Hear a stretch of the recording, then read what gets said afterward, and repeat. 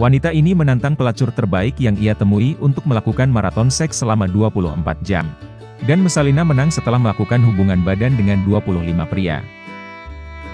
Kawan-kawan pastinya tak asing dengan Romawi kuno. Bisa dibilang Romawi kuno merupakan negeri dengan peradabannya yang paling maju pada eranya. Banyak hal menakjubkan yang bisa kita ketahui lewat sejarah Romawi kuno ini.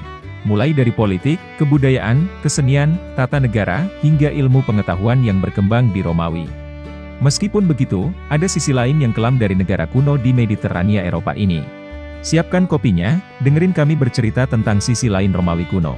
Pastinya dengan sedikit serius, santai dan tetap menghibur, dan tak lupa teruslah dukung channel kami agar semakin berkembang. Jadi meskipun orang Romawi menganggap diri mereka beradab, ternyata banyak aspek sosial yang tidak dapat diterima di dunia modern saat ini. Kita mulai dengan cerita kehidupan seks di masyarakat Romawi hingga cerita seks di dalam istana Romawi sendiri. Urusan seks bisa dibilang menjadi aspek utama dalam kehidupan Romawi. Bahkan, sejak pendirian Roma, urusan seks begitu penting dan tak terpisahkan dalam aspek sejarah dan politik Romawi. Peristiwa pemerkosaan wanita-wanita Sabin pada 750 sebelum Masehi, menjadi awal pembentukan suatu bangsa, karena Romawi kekurangan wanita-wanita subur. Seks bagi kebanyakan warga Romawi menjadi hal yang menyenangkan dan sekaligus kewajiban. Budaya pamer kekuatan seks oleh kaum lelaki adalah tindakan lumrah, sebagai wujud kekuatan kelelakian. Lalu seks juga sebagai pengabdian dan kewajiban kaum wanita. Kaum wanita harus menerima serangkaian kelahiran anak seakan bak pabrik bayi. Rumah bordil, pelacur, dan wanita-wanita penari, umum dijumpai. Seks sesama jenis para pria pada masa Romawi kuno dibolehkan dengan beberapa syarat. Namun hubungan seks sesama jenis pada wanita dianggap menjijikkan. Kita tak asing dengan Julius Caesar kan? Selain citra kepemimpinannya yang baik, ternyata dia memiliki kehidupan seks yang bisa dibilang gila. Masa muda Caesar terkenal dengan sering melakukan cross-dressing, yakni memakai pakaian lawan jenis. Caesar diketahui juga biasa berperan seperti wanita dalam hubungan seks dengan pria lain. Salah satu rumor yang melekat padanya, di usia mudanya menghabiskan banyak waktu di istana Raja Nikomedes keempat di Bitinia, Turki. Kabarnya, dia punya hubungan yang begitu intim dengan Raja Nikomedes.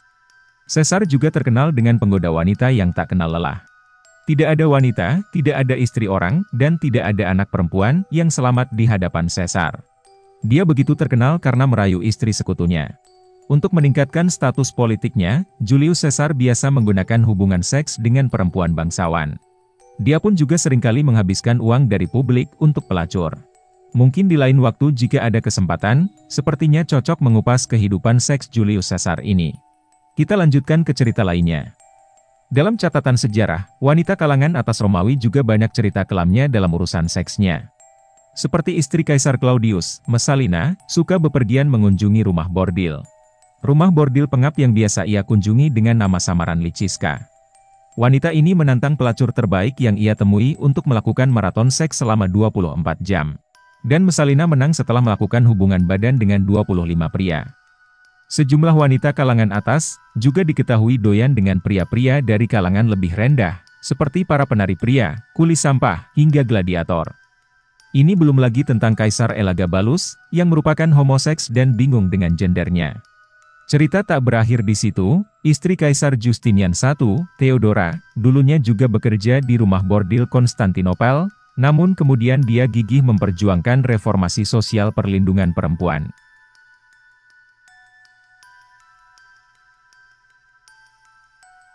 Kehidupan masyarakat Romawi juga terkenal dengan intoleransi dengan agama lain. Mungkin kita tak asing dengan kisah penyaliban Yesus oleh pemerintah Romawi di Timur Tengah. Kisah tersebut tak jauh berbeda dengan kehidupan asli masyarakat Roma sendiri. Di mata kaum elit bangsawan, penduduk kota Roma menyembah dewa-dewa aneh dan tahayul. Sementara orang Kristen, dianggap ateis karena menyangkal keberadaan semua dewa Romawi. Bahkan para pengikut Kristen harus melakukan ibadahnya secara sembunyi-sembunyi. Mereka melakukan ibadah dengan sangat rahasia, untuk menghindari dari ancaman tetangga mereka sendiri, yang akan melaporkan pada pihak berwenang. Masyarakat Romawi memang begitu intoleransi urusan keagamaan. Romawi begitu sulit menerima keyakinan lain, dari masyarakatnya hingga hukumnya. Cerita buruk Romawi selanjutnya yaitu, pembagian kelas di Romawi, rasialisme dan kebiasaan kekerasan yang dilakukan kaum elit kepada kaum yang mereka pandang rendah. Hanya orang Roma yang dapat memiliki legitimasi, itu pun eksklusif hanya untuk para orang kaya atau terpelajar. Sedangkan para pendatang dari perkampungan dan petani dipandang sebagai kaum plebs yang jorok. Sebuah sebutan untuk kelompok kelas bawah. Plebs adalah kalangan rakyat jelata, kebalikan dari patrisius, yakni kalangan ningrat Romawi yang memiliki hak-hak istimewa. Para pendatang di kota itu sendiri tidak dianggap sebagai orang Romawi sama sekali. Kaum plebs dipandang sebagai orang asing dari keturunan budak, dan Italia tak lebih dari ibu tiri kaum plebs. Ironisnya lagi, para elit terbiasa melakukan kekerasan fisik kepada kaum yang dipandang rendah, meski mereka tetap harus menjaga martabatnya. Yang harus dilakukan oleh seorang bangsawan yang baik adalah menggunakan sebatang tongkat jika ingin memukul budak atau bawahannya yang dianggap salah. Selain dengan sebatang tongkat, dianggap tindakan yang barbar.